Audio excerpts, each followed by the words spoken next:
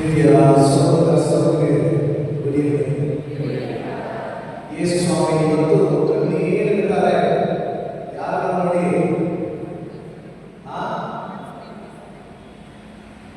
ನಿಮ್ಮನ್ನು ನೋಡ, ನಮ್ಮೆಲ್ಲರೂ ನೋಡಿ ವಿಷಯ. ಶುಭ ಸಂದೇಶದಲ್ಲಿ ಇವತ್ತು ಯೇಸು ಸ್ವಾಮಿ ಕಣ್ಣೀರಿಡುತ್ತಾರೆ.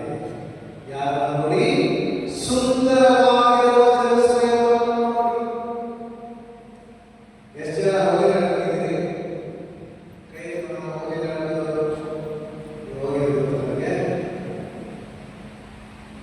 ಹೋಗಿರುವವರಿಗೆ ಜೆರುಸಲೇಮ್ ಹೇಗಿದೆ?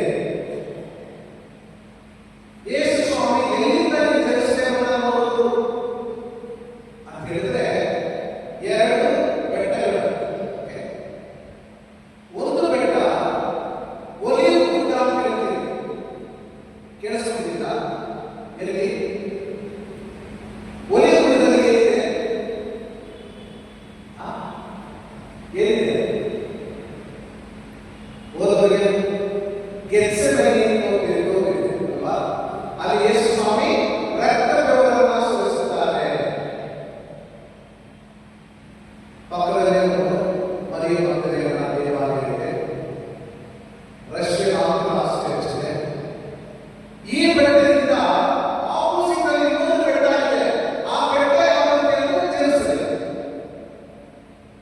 ಸುಮಾರು ಜನ ಈ ಬೆಟ್ಟದಿಂದ ಆ ಬೆಟ್ಟವನ್ನು ನೋಡ್ತಾರೆ.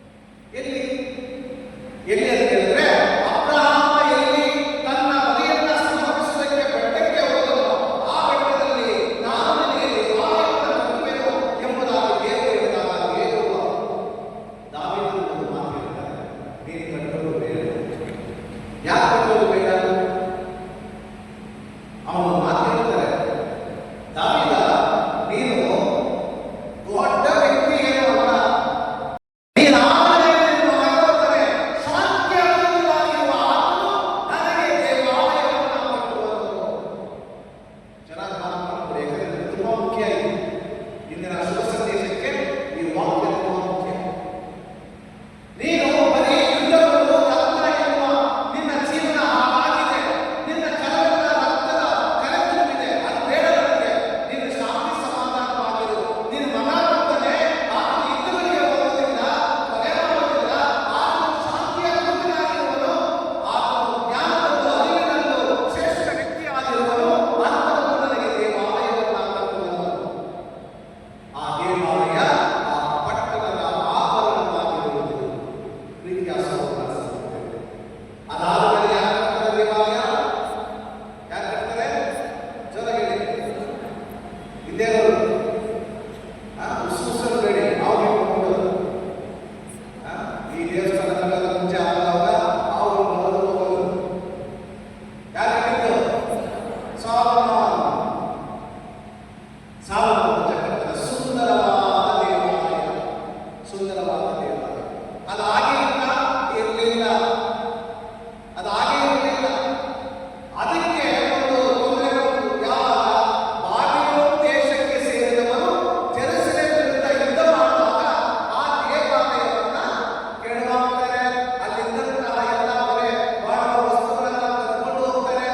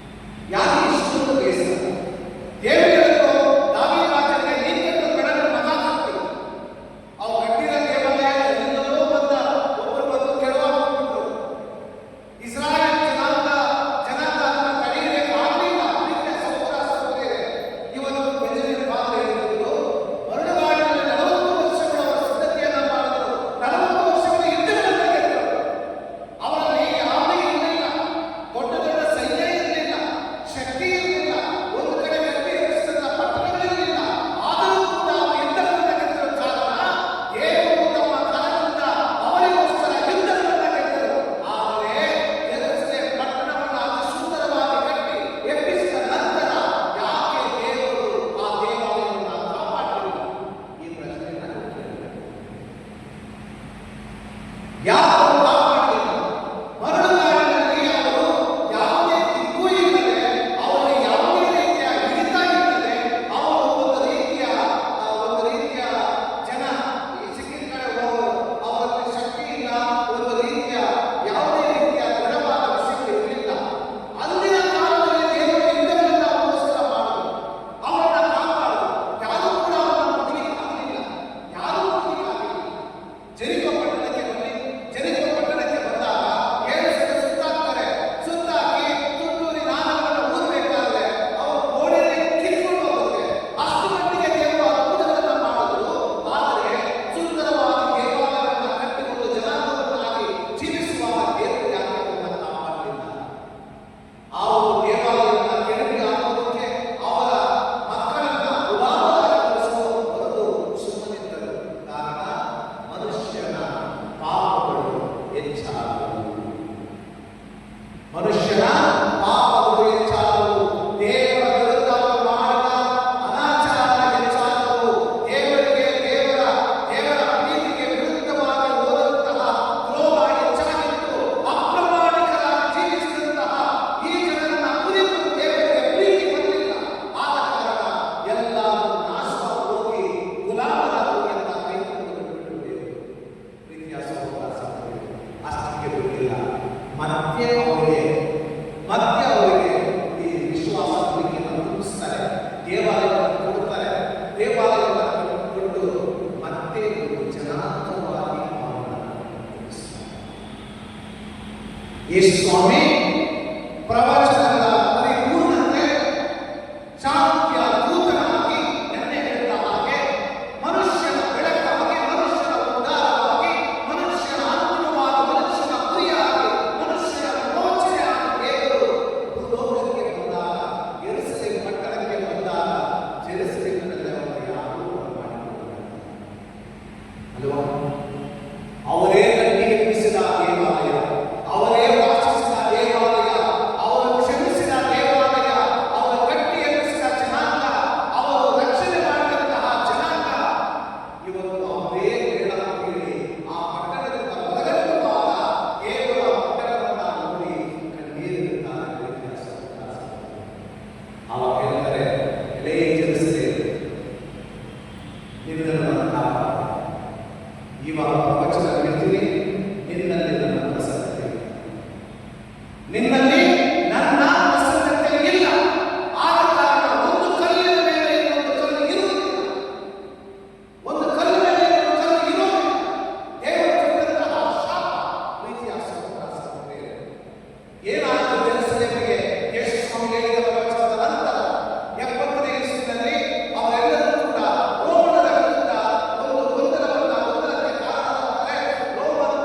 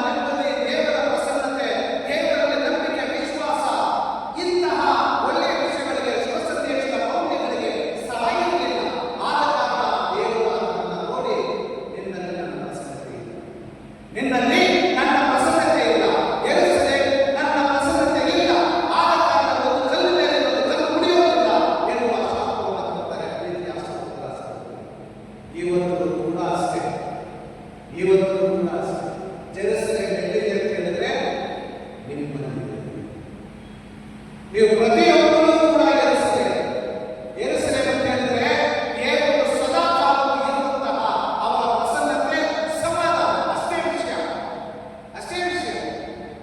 ನಿಮ್ಮಲ್ಲಿ, ನಿಮ್ಮ ಹೃದಯದಲ್ಲಿ, ನಿಮ್ಮ ಆತ್ಮದಲ್ಲಿ, ನಿಮ್ಮ ಮನದಲ್ಲಿ, ನಿಮ್ಮ ಮನೆಯಲ್ಲಿ ಶಾಂತಿ, ಸಮಾಧಾನ, ದೇವರ ಪ್ರಸನ್ನತೆ ಇದ್ದರೆ ಅದೇ ಎರುಸಲೇಮ್. ಪ್ರತಿಯೊಂದು ಮನೆ ಪೂಜೆಗೆ ಬರ್ತೀರಲ್ಲ, ಪ್ರತಿಯೊಂದು ಮನೆ ಪೂಜೆಗೆ ಬರ್ತೀರಿ. ಮನೆ ಪೂಜೆಯಲ್ಲಿ ಕ್ರಿಸ್ತನ ಶರೀರ ಏನಂತೀವಿ? ಹೇಳ್ತೀವ? ಅದು ಹೇಳಕ್ಕೆ ಕಷ್ಟ ನಮಗೆ. ಫಸ್ಟಿಗದಲ್ಲಿ ಕ್ರಿಸ್ತನ ಶರೀರ ಥ್ಯಾಂಕ್ ಯು ಫಾದರ್ ಅಂತಾನೆ. ಹಿಂಗೇನೆ ಹೇಳ್ಬೇಕು ನಿನಗೆ ಥ್ಯಾಂಕ್ ಯು ಅಂತ. ಕೆಲವರು ಬಾಯಲ್ಲಿ ಹೇಳಿಲ್ಲ, ಅಲ್ಲಿ ತೋರಿಸ್ತಾರೆ ಏನಂತ ಕೊಟ್ಟೆ ಕಚ್ಕೊಂಡು ಹೋಗ್ಬೇಕು ಅಂತ. ಇನ್ನು ಕೆಲವರು ಕೈಯಲ್ಲಿ ತಗೋತಾರೆ. ನೋಡಿದಿರಾ? ಕೈಯಲ್ಲಿ ತಗೋತಾರೆ. ಕೈಯಲ್ಲಿ ಹಿಡಿದ ಕೈ ಇರ್ತದೆ, ವಾಪಸ್ ಹೋಗಕ್ಕೆ ಆಗ ಇರ್ತದೆ.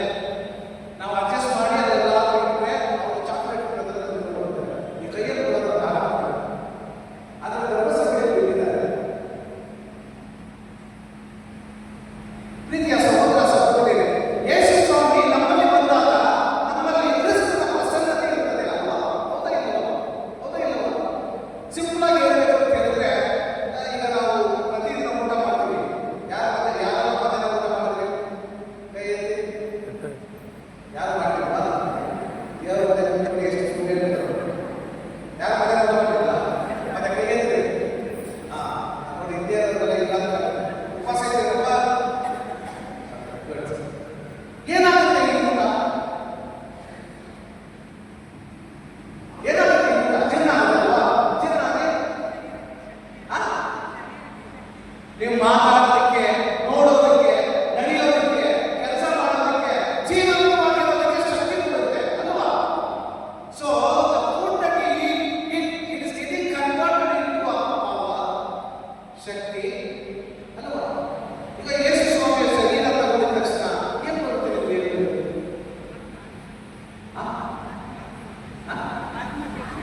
ಆತ್ಮತೆ ಬರ್ತದೆ. ಯೇಸು ಸ್ವಾಮಿ ಬರ್ತಾರೆ ಅಲ್ವಾ? ಯೇಸು ಸ್ವಾಮಿ ಬರ್ತಾರೆ. ಯೇಸು ಸ್ವಾಮಿ ಬಂದ ಮೇಲೆ ಅವರ ಮಾತು ನಿಮ್ಮ ಮಾತಾಗಬೇಕು ಅಲ್ವಾ? ಅವರ ಮಾತು ನಿಮ್ಮ ಮಾತಾಗಬೇಕು. ಅವರ ಯೋಚನೆ ನಿಮ್ಮ ಯೋಚನೆ ಆಗಬೇಕು. ಅವರ ಸಂದೇಶ ನಿಮ್ಮ ಸಂದೇಶವಾಗಬೇಕು. ಅವರ ಜೀವನ ನಿಮ್ಮ ಜೀವನವಾಗಬೇಕು. ಆಗ್ಬೇಕಾ ಬೇಡವಾ? ಆಗ್ತಾ ಇದೆಯಾ? ಶಾಂತಿ ದೂತರು ಯೇಸು ಸ್ವಾಮಿ, ನಿಮ್ಮಲ್ಲಿ ಶಾಂತಿ ಸಮಾಧಾನ ಇದೆಯಾ? ಮನೆಯಲ್ಲಿ ಹೋದ ತಕ್ಷಣ ಗಂಡನ ನೋಡಿ ತುಂಬಾ ಸಂತೋಷ ಅಂತ ಗೌರವಿಸ್ತಾರೆ. ಕೆಲವೊಂದು ಮನೆಗಳಲ್ಲಿ ಗಂಡ ನೋಡಿದ ತಕ್ಷಣ ಈ ಗಂಡನ ಇನ್ನೊಂದು ನಿಮಿಷ ಹೇಳಕ್ಕೆ ಕೆಲವೊಮ್ಮೆ ಕಳಿಸಿ ಬರ್ತಾರೆ ಮನೆಗೆ. ಅಯ್ಯೋ, ಈ ಹುಡುಗ ಊಟ ಮಾಡಕ್ಕಾಗಲ್ಲ ಅಲ್ವಾ? ಹೌದಾ ಇಲ್ವಾ? ಆದರೆ ಬಲಿ ಪೂಜೆಗೆ ಒಂದು ನಾಚಿಕೆನೇ ಇಲ್ಲದೆ ನಾವು ಯೇಸು ಸ್ವಾಮಿನ ಆಮೇಲೆ ಅಂತ ತಗೋತೀವಿ. ಎಲ್ಲಿದೆ ಸಮಾಧಾನ? ಎಲ್ಲಿದೆ ಸಮಾಧಾನ? ಎಲ್ಲಿದೆ ಎರುಸಲೇಮ್? ಪ್ರೀತಿಯ ಸಹೋದರ ಸಹೋದರಿಯರೇ, ಯೂದಾಸ್ ತಗೊಂಡ ಯೇಸು ಸ್ವಾಮಿಯ ಶರೀರವನ್ನ. ಯೇಸು ಸ್ವಾಮಿ ಬರಲಿಲ್ಲ, ಸೈತಾನ ಬಂದು ಕೂತ್ಕೊಂಡ ಆರಾಮಾಗಿ ಮಾಡುವ ಕೆಲಸ ಮಾಡ್ದ.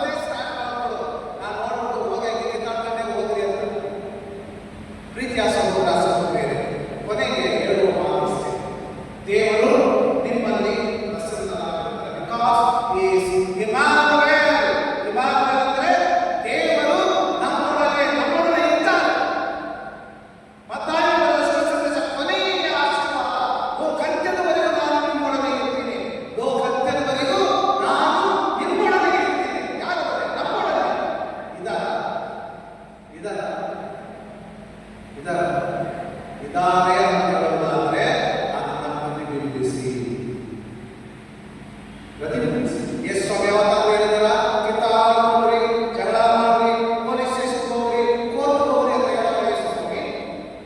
ಇಲ್ಲ ಇನ್ನೊಬ್ಬರ ಚಾಟ ಅಂತ ಹೇಳಿದ್ರಿ, ಇನ್ನೊಬ್ಬರ ಸಂಸಾರ ಹಾಳು ಮಾಡ್ರಿ, ಇನ್ನೊಬ್ಬರು ಖುಷಿಯಾಗಿದ್ರೆ ಏನಾದ್ರು ಬೆಂಕಿ ಹಚ್ಚಿ ಅಂತ ಹೇಳಿದಾರ? ಇಲ್ಲ. ಮತ್ತೆ ಯಾಕೆ ನಾವು ಇದೆಲ್ಲ ಮಾಡ್ತೀವಿ? ಇದೆಲ್ಲ ಮಾಡಿದಾಗ ಯೇಸು ಸ್ವಾಮಿ ನಮ್ಮನ್ನ ನೋಡಿ ಕಣ್ಣೀರಿಟ್ಟು ಎಂತಹ ಜೀವನ, ಎಂತಹ ಜೀವನ. ಆದ್ದರಿಂದ